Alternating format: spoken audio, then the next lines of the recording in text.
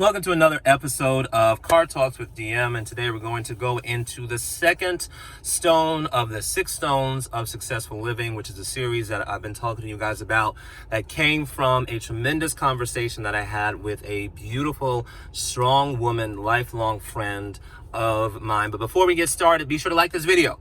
If you like the video, leave a comment down below. Let me know what you got out of the video, if you agree, if you disagree. As long as you do it respectfully, I welcome it all. Be sure to share this video with a woman that you know could really use this content and information. And be sure to click the bell button so that you're notified when I have new videos coming out. If you are subscribed to my channel, if you are not subscribed to this channel, and you find this content beneficial or educational or inspiring, or at the very least entertaining, please subscribe to this channel. I would really appreciate it. Not for the vanity metrics. It is for getting this message out to more people. Now, these 6 stones of successful living that we've been talking about are not the only stones that there are for successful living. And when I say stones, I'm really talking about principles, truths. And there's a person that is on this channel that I know fairly well that reminded me that the 6 stones for successful living are very dangerously paralleled to the Infinity Stones that are known in the Marvel Universe. Had no thought about that before he mentioned it. So glad that he mentioned it. So if you can see those Infinity Stones, then that'll paint enough of a picture for you of what I'm trying to say, that if you would put these 2 stones to practice, to work, and consider these 6 stones for successful living, it will have a great impact on the progress that you have and the forward movement that you experience in your life and in the world around you and in your relationship. So the second stone is this: you are the gatekeeper of your life. Beware of foreign influences. So what do I mean by that? Do you know what a cancer cell is?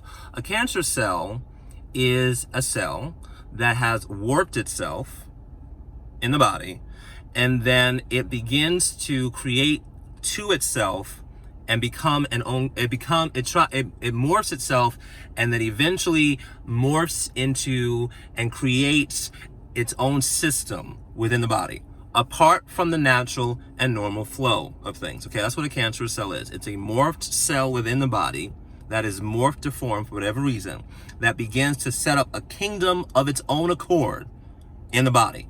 A virus, which is, we are all but too familiar with the concept of virus these days. It's an outside entity that comes in as a threat that attacks. It's an attack from the outside. It's an entity that is not originally a part of the flow and function of the body on the inside. It's an operation from the outside coming to you from the inside and doing harm to your physical body. We're not talking about cancers today. That's an entirely different thing. Cancers are the inner workings of your spirit and soul. Unforgiveness, hatred, bitterness, holding secrets, holding grudges, comparison, beating yourself up, self-hatred, self-degradation, depression. All those things are proverbial, metaphorical cancers. But that's an internal thing that has to be internally dealt with, internally regulated. That's on you. When I'm talking about foreign substances, foreign influences, I'm talking about things like the coronavirus, like COVID-19, outside entities influencing the inner world and the inner working of the ecosystem of your life. You are the gatekeeper of those things. So what does that mean? If there is someone influencing you, if there is someone pressuring you, if there is someone pushing you, if there is someone manipulating you, trying to contort you, morph you into an image of something that they feel you ought to be, that's a foreign influence, and you are a gatekeeper of that foreign influence. And it is your responsibility to ensure that that influence doesn't make its way into your kingdom. Why do I say gatekeeper? A gatekeeper is one of the most fascinating professions of the old times to study, because they, depending on the culture, they're referred to as many different things. Gatekeeper is one. A watchman is another one. People that would get on the towers of the wall to see, so that they can see out, to know what was coming, what was approaching, to know what to inform the people below to do, to either let the things or the people in or to not. A gatekeeper stands at the door of the entryway of a kingdom or a city or a location, and determines and governs what gets in and what gets out. You are the gatekeeper of your life. And some of you are dealing with foreign influences that are dictating the quality of your life. It is your job as the gatekeeper of your life, your home, your relationship, to identify those foreign influences and kick them out. And even better than that is to identify those foreign entities before they even get anywhere near to approaching your door and denying them access when they approach. So what does that look like? If you have a person in your life, listen to me carefully. If you are in a relationship, if you are married and you have a spouse, you have a husband, you have a wife, you have a partner, and you have people in your life, I don't care who they are, mom, dad, sister, brother, best friends included, that are constantly giving you advice and opinions as to what you should be doing in your marriage relationship. Don't care how much you love them. Don't care how much they love you. That, my friend, is a foreign entity. It is a foreign influence that is going to dictate the health of the ecosystem of your marriage. And 9 times out of 9 times out of 10, that's not going to turn out well for you at all. Those are foreign influences. They have no say in a husband, wife, partnership, marriage, relationship. No one has say as to how that relationship, that marriage is to go, but the two people involved in that marriage, point blank, period. If you allow other people to have too much weight of influence as to what does and doesn't go on and what does and doesn't happen in that marriage, in that relationship, that, my friend, is a foreign influence and is going to lead to great danger and posture and put the relationship in a very unhealthy place. So don't do that. That's one example. Another example, like I said, is people giving you too much information and too many opinions about what you do and how you do and why you do what you do and how and why what you do isn't the thing that you're supposed to be doing. And those thoughts and those words, comments, criticisms, suggestions play over and over and over and over and over and over and over and over and over in your mind. Those things are foreign influences, and you have every right to establish and set boundaries concerning these foreign influences and telling them where to go and what to do and what they can say and what they can't say. And here's the thing. Here is how you deal with foreign influences. The best way to do so is to address them before they get to the door. When you see them 5 miles out, you know when crazy is coming, as Iyanla says. Miss Iyanla Van Zandt says all the time. You know when crazy is coming. You know when people are on their manipulative stream. You know that people feel a type of way about your marriage, so to speak, or don't necessarily approve of your marriage for whatever those reasons are. You already know. So start out ahead of time as the gatekeeper of your life to be upfront and intentional about the boundaries of what people and those influences are and aren't to do, where those relationships, where those situations, those areas are concerned. You're not allowed to talk to me about my marriage. Like, you're not allowed to do that.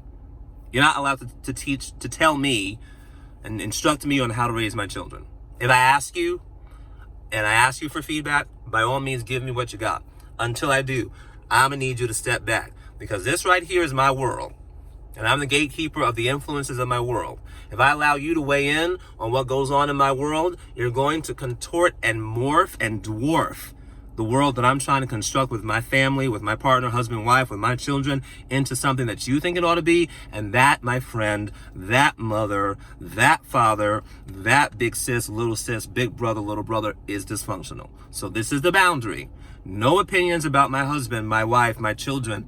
No opinions where I do not ask you for them. Please and thank you. Same thing with people giving you unwarranted opinions about your life and what you do with your life. Hey. I know you love me.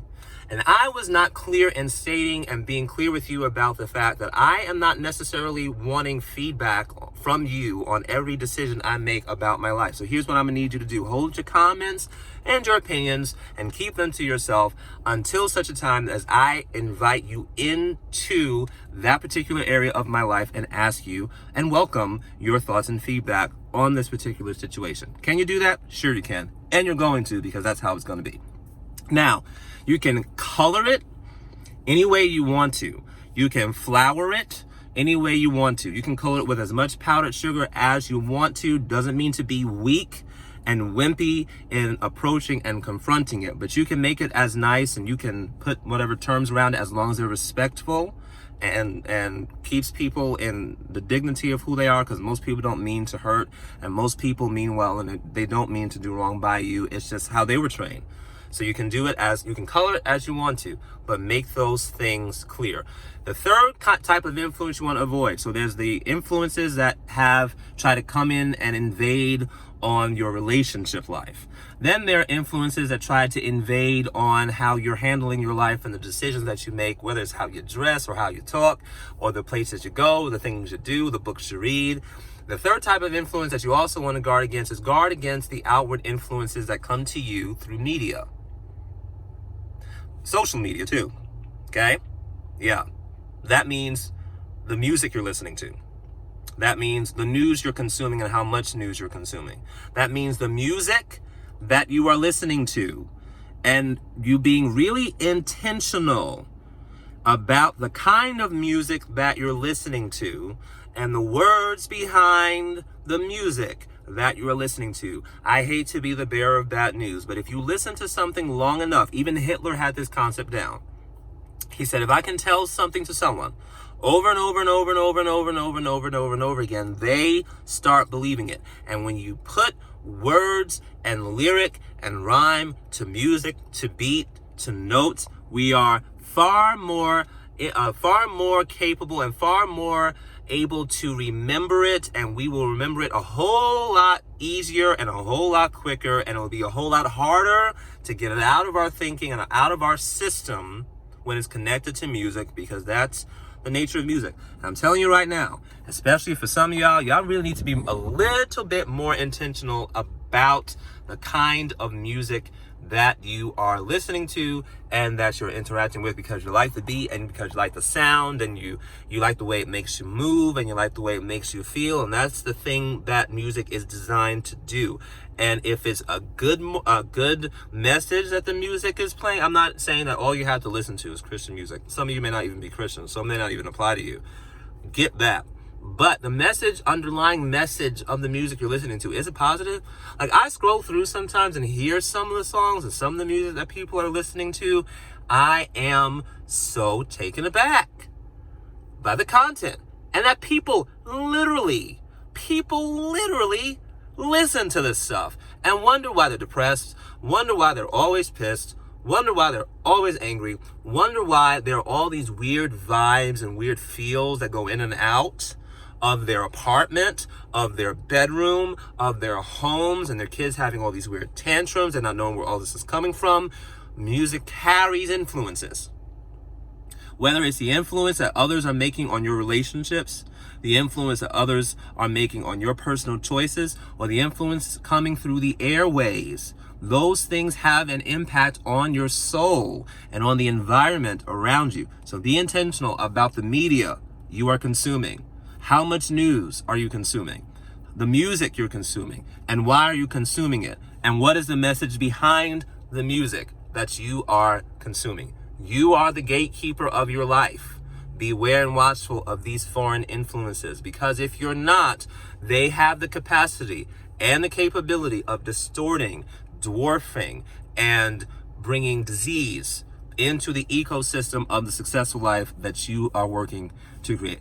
Hey, so glad you were able to join me today. Thank you for watching. If you got something out of this video, let me know. Like this video, leave a comment down below. Let me know what you got out of this video. Share this video with someone could really use this information, and be sure to click the bell button so that you're notified when I have a new video coming out if you're subscribed to my channel. And if you are not subscribed to this channel, thank you in advance for doing so. Not for the vanity metrics, but so that this message can get out to more women. Enjoy the rest of your day, and remember to continue to live life learning.